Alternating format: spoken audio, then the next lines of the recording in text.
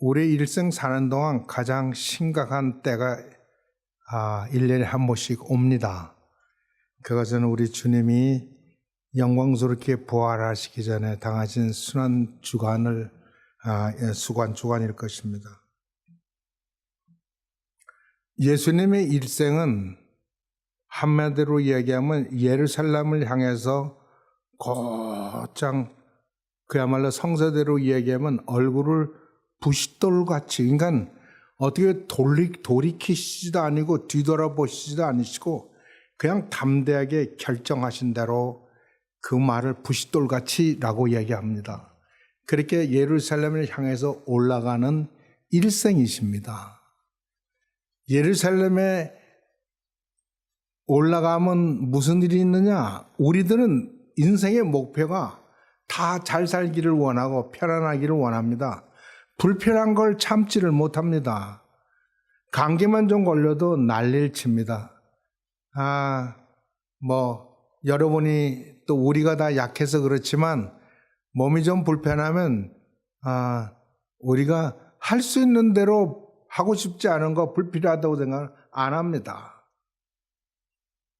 우리의 목표는 조금 더 편안하고 조금 더 안락하고 조금 더 근심이 없고 조금 더 잘 살고 조금 더 잘 살게 보이고, 이게 우리의 목적입니다.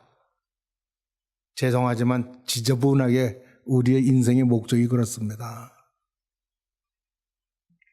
여기에 누군가가 나를 괴롭게 힘들게 방해를 하면 못 참아합니다. 이 죄악 때문에, 인간의 이 죄악 때문에 예수님은 부싯돌같이 하시고 예루살렘으로 향하는 겁니다.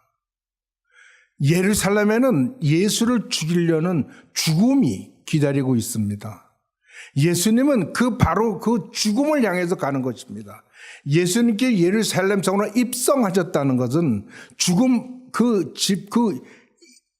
죽음 입 안으로 들어가셨다는 그 말씀과 똑같은 말씀입니다. 예수님께서 이 예루살렘에 입성하셨을 때 사람들이 하는 그 예수를 두고 하는 말을 들어볼 필요가 있습니다.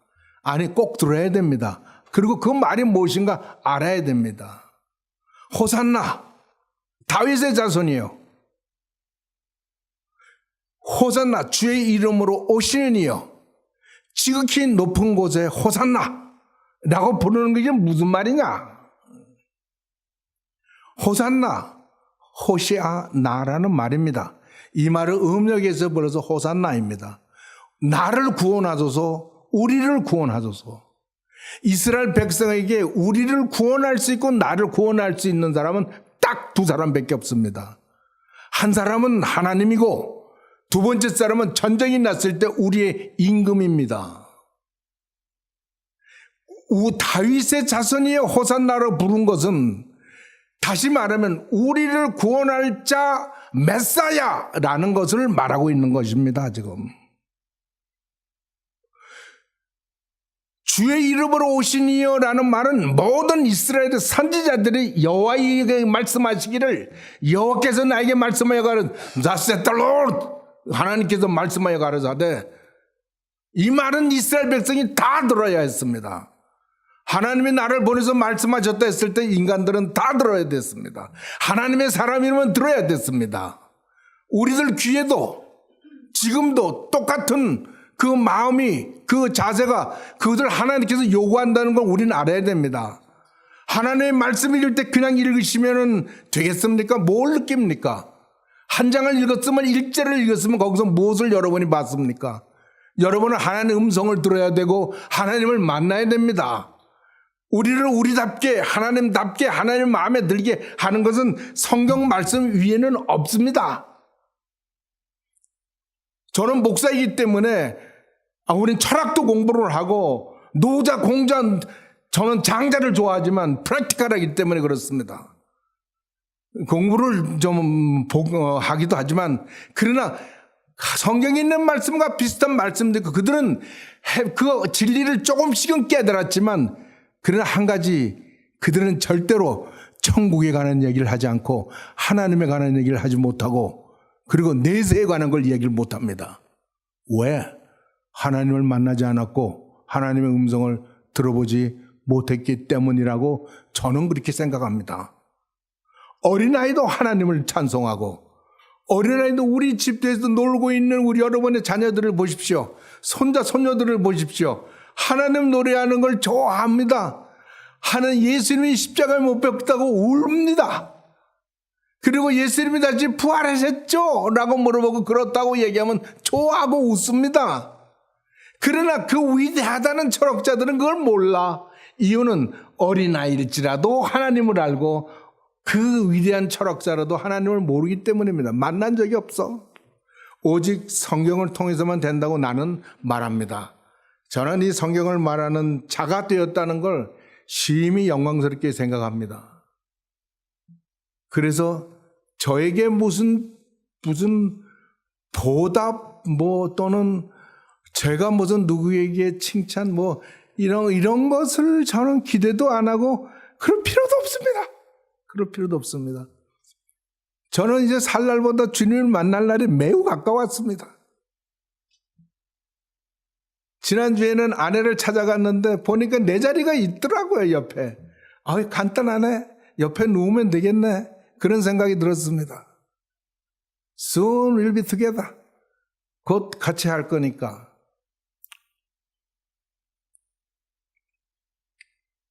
주의 이름으로 오시는 자는 여호와의 종을 말합니다.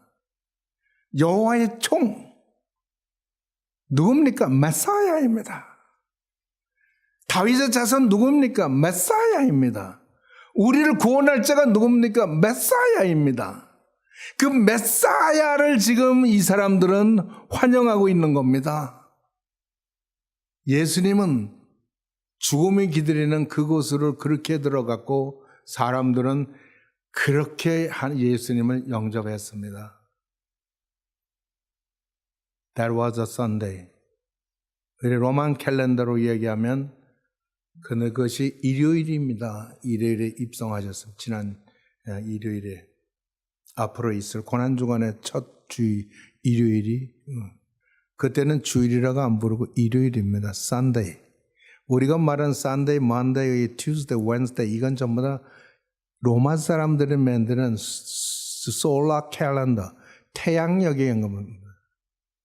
그러나 이스라엘 백성이나 우리나라 백성은 정말 똑똑해가지고 유럽 사람보다 똑똑해가지고 그래가지고 우리는 솔라를 쓰지 않고 루나 원력을 씁니다.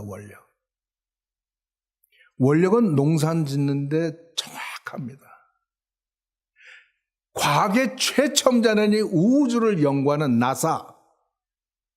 미국의 나사가 태양력은 쳐다도 안 봅니다. 원력 씁니다.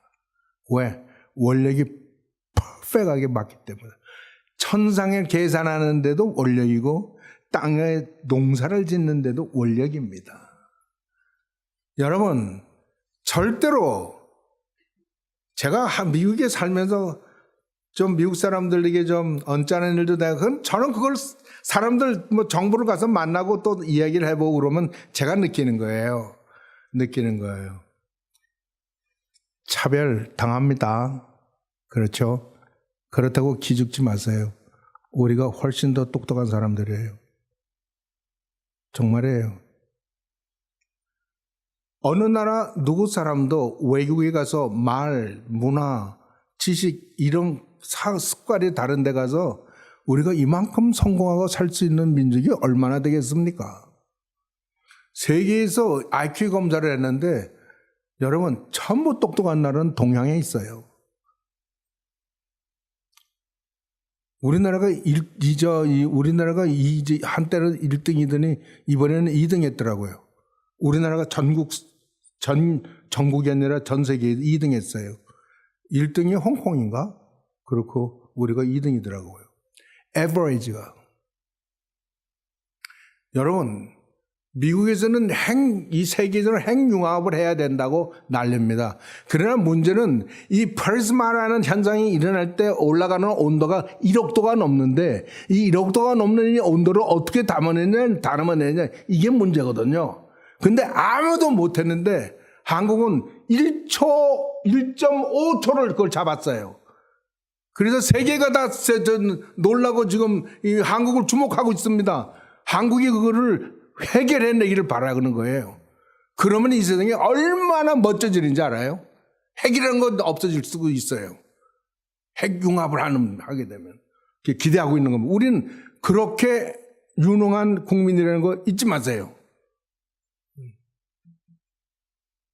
그러나 더욱더 우리 여러분이 잊지 말아야 될 건 나는 예수 그리스도의 피로 말미암아 구속받은 하나님의 사랑받는 백성이라는 걸 잊지 마세요. 그리고 나는 하나님께서 돌보시고 주님께서 너와 함께 하신다고 말씀하셨을 뿐만 아니라 내가 너를 위해 처소를 예배한다고 하셨다는 걸 잊지 마시기 바랍니다. 그러니까 이 세상에는 가슴 펴고 사시고 기죽지 말고 떵떵거릴 필요는 없지만 그러나 기는 죽을 필요도 없고 그리고 남 도와가면서 사세요. 그리고 제발 머리 굴리지 마세요. 머리 좀 굴리지 마세요. 그 잔머리 좀 굴리지 마세요. 그러면 잔머리 굴려가지고 오해를 해가지고 얼마나 사람들이 힘듭니까? 굴리지 마세요. 보는 대로 알고 그러세요. 저분이 나한테 인사를 하면 반갑구나. 반가워하시는구나. 그래서 인사 같이 하고 혹시 인사를 못 하면 바쁘시구나. 그렇게 생각하세요.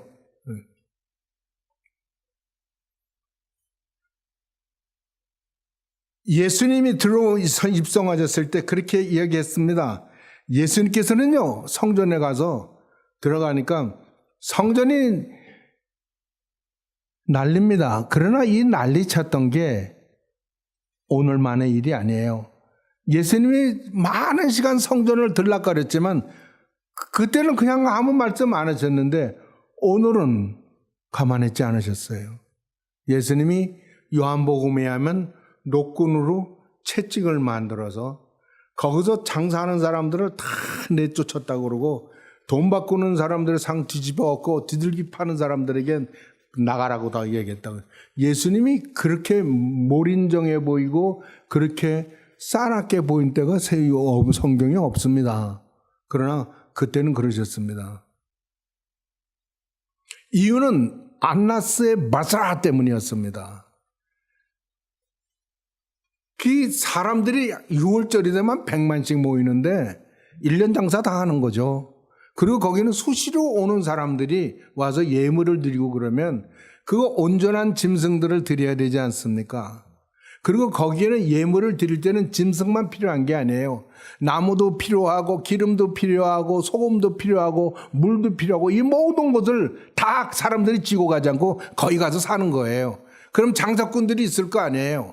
그 장사꾼들은 대제사장에게 다 허락받아야 되고 다 돈 줘야 돼요. 그래서 대제사장들은 돈이 많아요. 그거 큰 장사터예요. 그리고 예루살렘 지역에 가축을 기르는 곳이 4곳이 있었다는 거. 거기에 되는 가축을 된 짐승들 만든. 그것이 바깥들, 즉 이방인들에서 이루어지고 있었어요. 하나님께서는 이방인들도 오라고, 다 오라고, 하나님께 예배 드리러 오라고 거절하지 않으시고 다 만들어 놓은 뜰을 그들은 장사터로 만들었던 것이죠. 그래서 예수님께서는 내어쫓습니다. 근데 예수님께서 내어쫓는 것은 장사하는 그것 때문만이 아니었었어요. 본질적으로 그들이 하나님을 못 어겼기 때문에 하나님의 뜻을 회방했기 때문에 그들 다 내쫓는 거예요.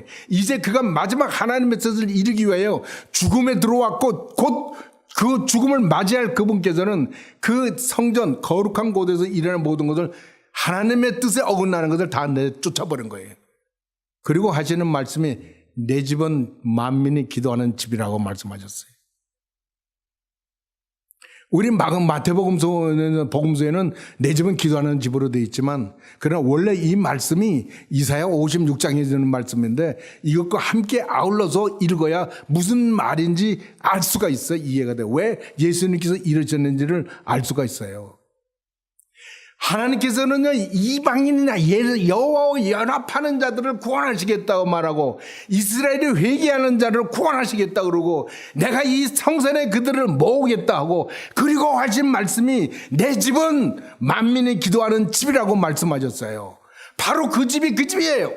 성산에 있는 그 집. 왜 산을 그냥 다 똑같은 산인데 그 산은 성산입니까? 거룩한 산입니까? 거룩한 하나님이 계시기 때문에 거룩한 산이 되는 거예요. 왜 우리를 이곳을 성전이라 그럽니까? 여러분 보기에 이곳이 성전입니까? 여러분이 부른다고 성전이 아니에요. 하나님이 계시면 성전이에요. 그래서 우리는 이 성전을 아무렇게나 대할 수 없고 이곳을 찾는 사람들을 함부로 아무렇게나 또 대할 수도 없는 겁니다.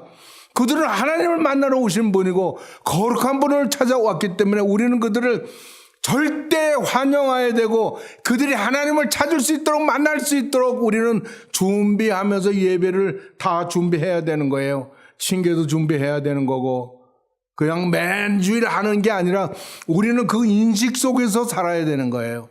하나님께서는 여호와 연합하는 자, 이 연합하는 이방인 하나님과 연합하는 이스라엘인들을 다 모아 내 집에 모아 기도하게 하시고 찬송하게 하시는 이 집을 내 집이라 그랬고 만민이 기도하는 집이라고 말씀하셨어요. 이 집에서 그 하나님의 모습을 볼 수가 있습니까? 그 모든 짐승과 돈 바꾸는 거 이거 보면 우리가 이거 사람들이 와서 보거나 우리 스스로 봤을 때 우리 안에서 거룩한 하나님 내 집은 기도하는 집이라는 이 집에서 하나님을 볼 수 있습니까? 잡생각이나 아니면은 다른 어떤 기타 것들이 더 흥행하는 그런 것들을 볼 수 있습니까? 우리가 목적이 뭡니까? 이곳이 어떤 곳이 되어야 되겠습니까? 그렇지 않으면 예수님께서 채찍으로 몰아친 것 같이 다 쫓아내야 됩니다. 다 물러가고 다 내쫓고 그리고 오직 예수님만이 그분만이 말씀하시고 그리고 우리가 듣는 사람들 주님과 연합한 사람들 그 사람들이 있을 때 그곳은 거룩한 곳이 되는 겁니다. 거룩한 하나님이 안 계신데 어떻게 거룩해집니까? 거룩한 말씀이 흥황하지 않는데 어떻게 거룩한 입김을 성령을 우리가 느낄 수가 있습니까? 체험할 수가 있습니까?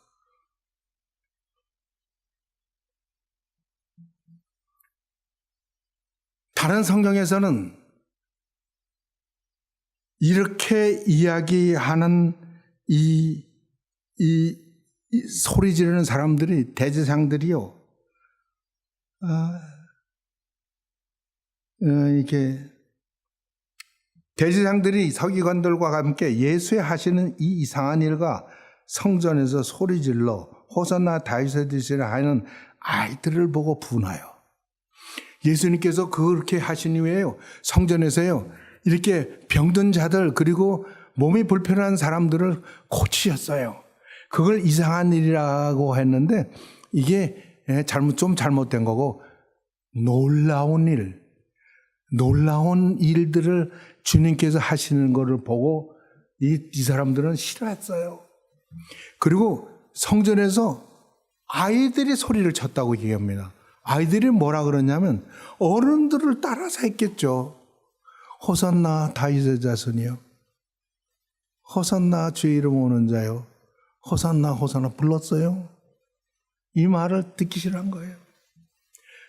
제사장들과 이 서기관들은요. 어린아이들이 노래했기 때문에 듣기 싫은 게 아니에요. 이 어린아이들은 예수님도 어려서 성전에 들어가서 그 모든 그 율법사들하고 선생님들하고 대화하면서 배웠습니다. 어린아이들은요, 이 걸음을 걷기 시작하고 하면은 이 성전에 와서 배우는 것을 이스라엘 백성들은 허락합니다. 이 아이들이 성전에 있었다는 건 다 하나님 말씀 배우는 어린아이들이에요. 이 아이들이 그렇게 성전 노래를 하고 찬양을 했을 때 이 대제사장들은 그들이 노래하는 게 싫은 게 아니라 그 어린아이들이 부르는 그 내용, 그 가사가 싫은 거예요. 호산나 주의 이름으로 오시는 이여 다윗의 자손에 이 말이 싫은 겁니다. 그래서 예수님께 당신은 저들이 하는 이야기를 듣느냐? 저 잠잠게 저 입 좀 닥치게 좀 하라고 그렇게 이야기를 했습니다. 예수님이 다른 성경에는 뭐라고 말씀하셨느냐면 누가복음 19장에는 만일 저 아이들이 잠잠하면 돌들이라도 소리칠 것이라고 얘기했습니다. 여러분 아십니까? 하나님이 마땅히 받아야 할 찬송을 받지 않으면 돌들이라도 소리치게 할 수 있다는 거 아십니까? 우리가 마땅히 드려야 할 찬송을 드리지 않거나 이거 뭐라 그러죠? 부르는 듯 마는 듯 참 성의 없이 부르는 거.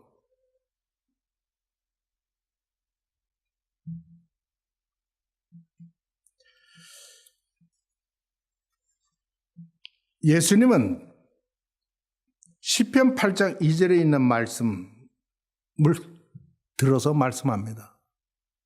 시편 8장은 제가 아주 좋아하는 시편입니다. 시편 8장은 이렇게 합니다. 여호와 우리 주여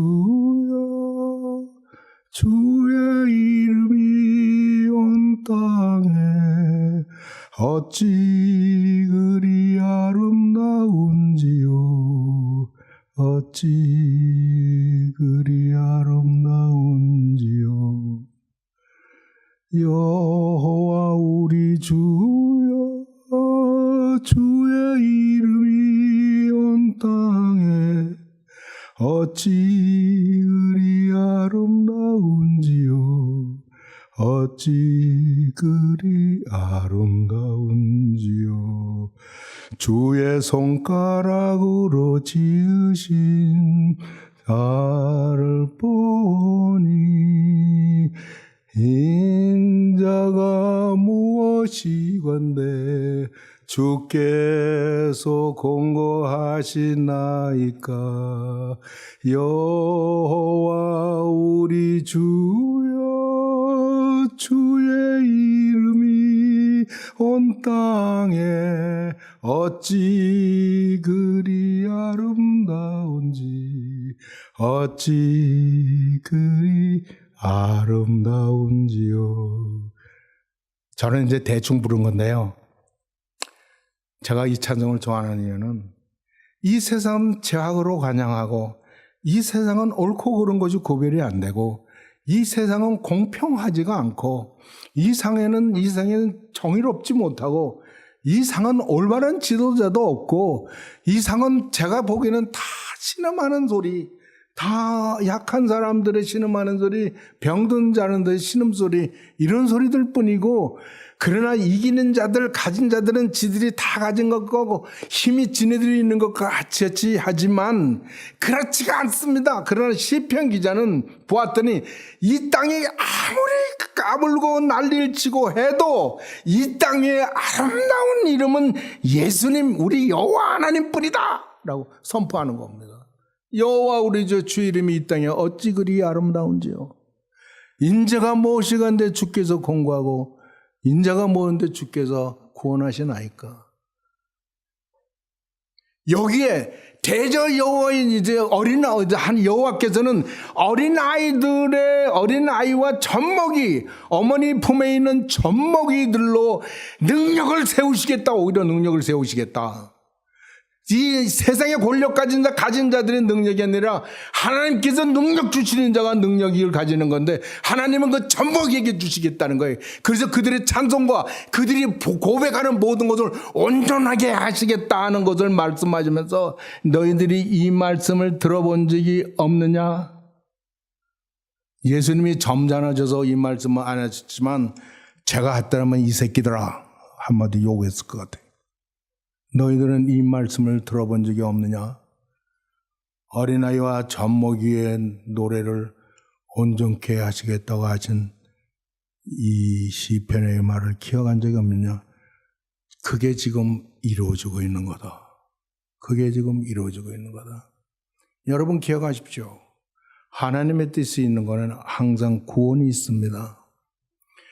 성경 전체가 이야기하는 건 인간 구원의 역사를 삼위의 하나님께서 어떻게 역사하시는가를 우리에게 보여주고 있습니다. 그 구원의 역사가 일어날 때 우리는 하나님의 역사하시는 줄 알고 하나님을 찬송하고 그 앞에 나가는 겁니다. 그곳에는요, 이방인이고 이런 사람, 건강한 자, 안 건강한 자, 아픈 자, 부자 이런 게 없습니다. 거기에는 오직 하나님과 연합하는 자, 오직 믿음으로 고백하는 자만이 있을 뿐입니다. 우리는 이 놀라운 이 주님의 역사 가운데 있습니다.